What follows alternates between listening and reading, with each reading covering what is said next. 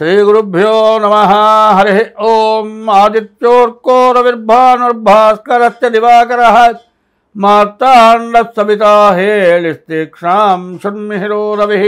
गुरुर्ब्रह्मा गुरुर्विष्णुः गुरुदेवो महेश्वरः गुरुसाक्षात् परब्रह्म तस्मै శ్రీగురవే నమః।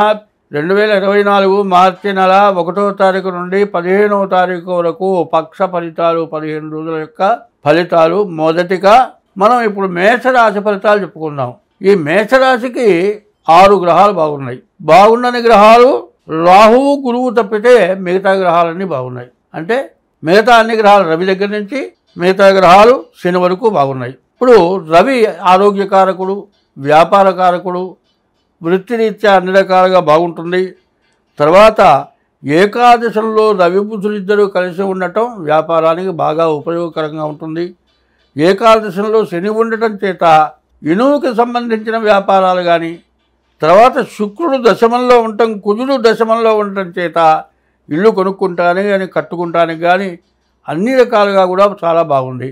వ్యాపారస్తులు ఇల్లు కట్టేవాళ్ళు కానీ, ఇల్లు అమ్మేవాళ్ళు కానీ, ఇంటికి సంబంధించిన మెటీరియల్ అమ్మేవాళ్ళు కానీ, మరి వివాహానికి సంబంధించిన మెటీరియల్స్ బంగారం కానీ, వస్తువులు కానీ, గుడ్డలు కానీ ఇటువంటి వాళ్ళు అమ్మేవాళ్ళు కానీ అందరికీ కూడా బాగుంది. వివాహం చేసుకుంటానికి కూడా చాలా బాగుంది. కుజుడు వల్ల ఇంతకుముందు ఉన్నటువంటి అనారోగ్యం ఉంటే పోతుంది. తర్వాత రవి బుధులు ఇద్దరు కలిసి ఉండటం వల్ల ఇంతకుముందు ఏదైనా ఆస్తులు ఎవరి స్వాధీనంలో ఉండి కబ్జా చేసి ఉంటే అటువంటివి తిరిగి రావడానికి బాగా అవకాశం ఉంది. ఎక్కడైనా ఎవరికైనా ఇచ్చిన డబ్బులు తిరిగి రాక ఇక రావేమో అనుకునేటువంటి పరిస్థితుల్లో ఉన్నవి కూడా తిరిగి రావడానికి బాగా మంచి అవకాశం ఉంది. ఈ 12 రాశుల్లోకి కూడా ఈ రాశి చాలా బాగుంది. అయితే అన్ని రకాలుగా బాగుంది, ఒక్క రకం మాత్రం బాగాలేదు. అది ఏమిటి అంటే రాహువు కేతు మధ్యలో ఏ గ్రహం కూడా లేదు. అంటే దానికి కాలసర్పయోగం అంటారు. రాహువుకి 7ంట కేతు ఉంటాడు, కేతువుకి 7ంట రాహువు ఉంటాడు.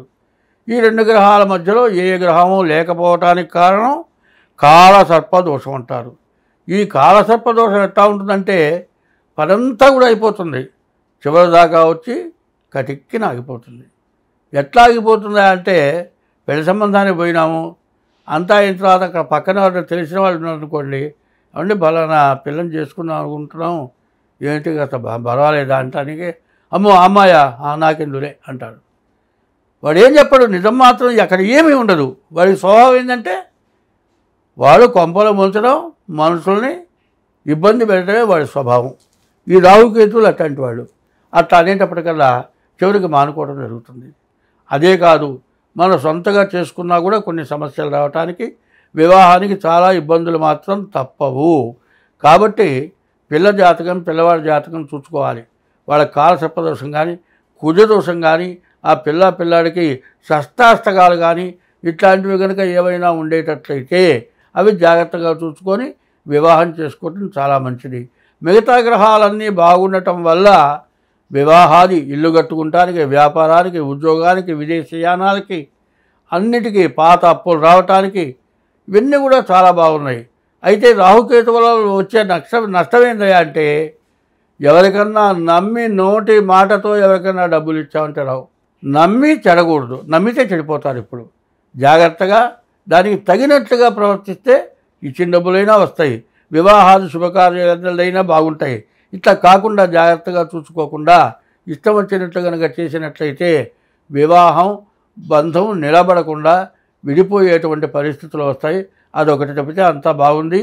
కాబట్టి ఈ రాశి వాళ్ళు ఏం చేయాలంటే రాహువుకి 18,000 జపం, కేతువుకి 7,000 జపం చేయించుకొని మరి రాహువుకి మినువులు, కేతువుకి ఉలవలు దానం ఇవ్వండి. మీకు అన్ని విధాలా చాలా బాగుంటుంది. అయితే ఇప్పుడు నేను చెప్పింది రాశి ఫలం తప్పితే వేరే కాదు. మేషరాశి, ఈ మేషరాశి వాళ్ళు మేషరాశిలో అశ్వని, భరణి, కృత్తిక మొదటి పాదం వరకు మేషరాశి. అశ్వని 4 పాదాలు, భరణి 4 పాదాలు, కృత్తిక 1 పాదం, ఈ 9 పాదాలు కలిసి ఈ మేషరాశి. ఈ మేషరాశిలో పుట్టిన వాళ్ళకే ఇది వర్తిస్తుంది. ఏదో పేరును బట్టి నాది నక్షత్రం అనుకోకూడదు, సరిగ్గా జన్మ నక్షత్ర రీత్యా చెప్పేది. ఇంకా ఏదైనా తేడాలుంటే మీ డేట్ ఆఫ్ బర్త్ ద్వారా మీకు జాతకం చెబుతాము. మీరు ఫోన్ నెంబర్ ఉంటుంది, మీరు జాతకం లేని వాళ్ళైతే హస్త సాముద్రిక ద్వారా కూడా చెబుతాము, మీరు సంప్రదించవచ్చు. స్వస్తి.